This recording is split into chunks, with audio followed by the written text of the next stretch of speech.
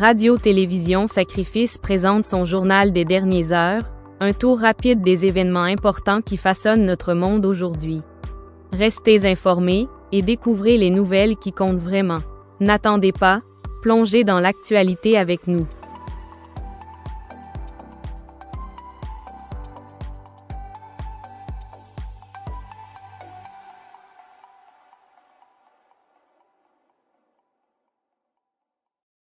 Nous devons tous constater que nous avions fait lors du dernier exercice le pire déficit de l'histoire du Québec, qui finalement se solde à 10,4 milliards. Et cette année, la CAQ a malheureusement battu son propre record et nous sert à nouveau le pire déficit de l'histoire du Québec, mais cette fois-ci à 13,6 milliards de dollars. Or, ce 13,6 milliards n'est aucunement lié à la situation avec les États-Unis. Il est l'œuvre de mauvais choix, de mauvaise gestion généralisée. Il s'agit d'un déficit structurel. À preuve, le gouvernement nous présente un certain nombre de scénarios. Et ce déficit de 13,6 milliards, il est fondé sur un scénario absolument fictif de tarifs à 10 %. On le souhaite, là, mais ça demeure un scénario fictif. Si le scénario qui est annoncé par le gouvernement américain, le scénario de 25 % a lieu, on parle plutôt d'un déficit de 14,8 milliards de dollars, fondé sur le meilleur scénario d'une récession, c'est-à-dire une contraction de l'économie de 0,1 % seulement. On sait très bien qu'une récession peut être pire que ça. On nous offre également, on nous présente dans le document un scénario où il n'y a pas de tarif, c'est-à-dire que la situation avec les États-Unis se résorbe, dans quel cas on nous présente quand même un déficit de 12,7 milliards de dollars. Donc, d'où vient cette situation? Premièrement, elle vient de la dilapidation de milliards de dollars dans des projets mal ficelés et bâclés. 710 millions dans Nordvolt, 227 millions gaspillés dans Lyon, 55 millions gaspillés dans Flying Whales, 84 millions pitchés lancés par les fenêtres dans Enerkem, 365 millions dans Recyclage Carbone Varennes, 7 milliards de dollars qui ont été perdus dans le Fonds de développement économique. Et là, je ne parle pas du fiasco Saclic, 1,2 milliard pour quelque chose qui ne fonctionne pas. D'autres facteurs aussi nous amènent à cette situation précaire. Des cadeaux électoraux comme des chèques à 400 $, des cadeaux fiscaux pour les plus riches. L'explosion de la bureaucratie, parce que le gouvernement aime beaucoup dire qu'il dépense plus. Mais si 50 % de l'augmentation de la taille de l'État provient de la bureaucratie, c'est-à-dire plus de cadres, plus d'employés de bureau, alors que, en ce qui a trait au service direct, l'augmentation des effectifs suit même pas l'augmentation de la population, ça aussi, ça nous amène à une situation de précarité budgétaire comme on vit en ce moment. Donc, si on regarde rigoureusement la portion du 13,6 milliards qui découle de la situation avec les États-Unis, il y a certes une volonté du gouvernement de placer jusqu'à 200 millions de dollars en aide aux entreprises. On a également mis 500 millions de plus en coussin, en prévision, ce avec quoi je suis d'accord. Mais même en soustrayant ces 700 millions de dollars, on est toujours à 12,9, donc grosso modo, 13 milliards de déficit. Ma deuxième observation, Madame la Présidente, c'est que le plan à l'équilibre budgétaire qui nous est présenté aujourd'hui est aucunement crédible et n'aura jamais lieu. Voici pourquoi. Plusieurs des prémices utilisées pour ce plan relèvent de jovialisme ou d'hypothèses absolument improbables. D'abord, on prévoit dès l'an prochain une augmentation des transferts fédéraux de l'ordre de 1,7 milliard pour ensuite aller jusqu'à 2,5 milliards par année d'augmentation des transferts fédéraux. Dans quel univers est-ce que ça va avoir lieu si en fait la prémisse ou le calcul, c'est qu'il va y avoir plus d'investissements en infrastructure par le fédéral? Vous suivez comme moi l'élection fédérale, Madame la Présidente. Dans quel monde est-ce que ça va avoir lieu compte tenu des déclarations des partis à l'échelle fédérale? Mon collègue du Parti libéral, à juste titre, souligne également qu'on ne tient pas compte des changements à l'échelle fédérale en matière de gains en capital. Donc, il y a un 800 quelques millions qui s'y trouvent, mais qui ne s'y trouvera pas en toute vraisemblance.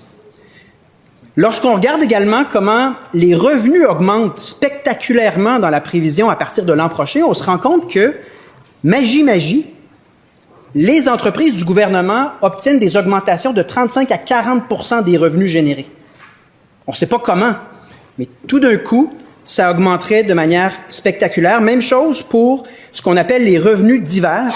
On prévoit des augmentations jusqu'à 3 milliards du côté des revenus divers. C'est plus qu'optimiste. En gros, on avait une augmentation des revenus de 0,8 % entre l'an passé et cette année. Et là, on nous dit que l'an prochain, l'augmentation des revenus sera de 6 % pour ensuite avoir une moyenne de 3,6 % d'augmentation des revenus. Et tout ça, même si toutes ces hypothèses que je qualifierais de frivoles se matérialiseraient, il y a toujours, et on le dit très clairement à la page A24, il y a toujours 2,5 milliards qu'il va falloir découvrir quelque part parce que ça, on ne l'a pas trouvé pour arriver à l'équilibre budgétaire. Ça me semble, Madame la Présidente, un exercice très peu crédible en la matière. Un mot rapide sur les annonces du gouvernement en matière de diversification des exportations. À notre avis, ce sont des mesures qui, comme vous le savez, existent déjà. On a simplement décidé de mettre davantage de fonds dans ces mesures-là. Si ces mesures-là étaient déjà efficaces pour diversifier nos exportations, je pense qu'on le saurait. On réitère au Parti québécois qu'il aurait été plus efficace et moins coûteux en bureaucratie de simplement défiscaliser les exportations pour encourager nos entreprises. Et de manière générale, Madame la Présidente, si on essaie de projeter justement sur 5 ans où va le Québec, je vous soumets respectueusement que ce n'est pas la planification vers le retour à l'équilibre budgétaire présenté aujourd'hui par le gouvernement de la CAQ qu'il faut suivre.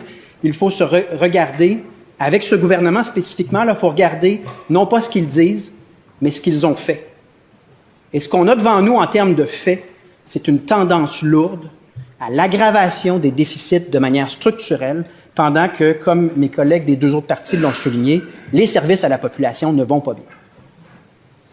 Un mot sur le PQI. Je constate qu'on se vante du côté de la CAQ d'avoir fait augmenter le PQI de 100 milliards en projets en attente à leur arrivée, aujourd'hui à 164 milliards. Mais je dois souligner que ce n'est pas normal que le PQI augmente sans arrêt pendant que les projets stagnent sur cette liste de PQI. L'hôpital d'Amos, l'hôpital de Saint-Jérôme, mon collègue de Rosemont soulignait l'hôpital de Maisonneuve-Rosemont, les projets structurants de l'Est, les réseaux structurants de transport à Québec, le pont entre Sainte-Catherine et Tadoussac, l'autoroute 170, je n'ai pas le temps de toutes les nommer, le palais de justice de Longueuil. On place à des fins de communication des projets qui n'ont pas lieu dans le PQI pour ensuite, en Chambre, et vous le savez, Madame la Présidente, vous avez déjà vu ça, pour ensuite nous présenter des tableaux là, pour nous dire que c'est un investissement record. Malheureusement, on est en train de faire perdre au PQI de la crédibilité parce que ça devient le stationnement des projets qui n'ont pas lieu et la population en prendra bonne note. Je réitère en terminant que ce que propose le Parti québécois pour revenir à l'équilibre budgétaire, c'est de mettre fin aux barres ouvertes des subventions aux entreprises, particulièrement aux grandes entreprises, et arrêter la dilapidation des fonds publics dans des projets bâclés sur un coin de table, au flair, au pif d'un ministre ou d'un autre. De la même manière que nous voulons une meilleure gestion de l'État et nous n'acceptons pas des fiascos comme SACLIC qui ont coûté aux contribuables 1,2 milliard de dollars. Nous comptons également couper dans la bureaucratie pour mettre ces ressources dans les services à la population. Et évidemment, nous voulons réaliser l'indépendance du Québec pour se débarrasser d'un gouvernement de trop qui capture la moitié des revenus. On rit du côté de la CAQ. Plusieurs gens qui ont consacré plusieurs années à l'indépendance qui rient. Mais la vérité, c'est que près de la moitié des revenus leur échappent pour du dédoublement et du gaspillage encore plus éhonté à Ottawa. Et en échange de quoi? En échange de presque aucun service. Et donc, ce qu'on appelait le déséquilibre fiscal dans les années 90 est devenu l'asphyxie fiscale de la CAQ qui nous mène au pire déficit de notre histoire à nouveau. Continuons, qu'il disait. Donc, nous sommes devant des tendances lourdes et je termine, Madame la Présidente, en soulignant mon inquiétude par rapport à l'absence de marge de manœuvre en termes de cotation du Québec vis-à-vis un environnement géopolitique instable, un environnement économique instable, le caractère dépensier, la mauvaise gestion de ce gouvernement qui se voulait un gouvernement de comptables nous apporte très, très peu de marge de manœuvre vis-à-vis des intempéries potentielles. Nous aurons l'occasion de s'y pencher plus en détail au cours des prochains jours. Merci, Madame la Présidente.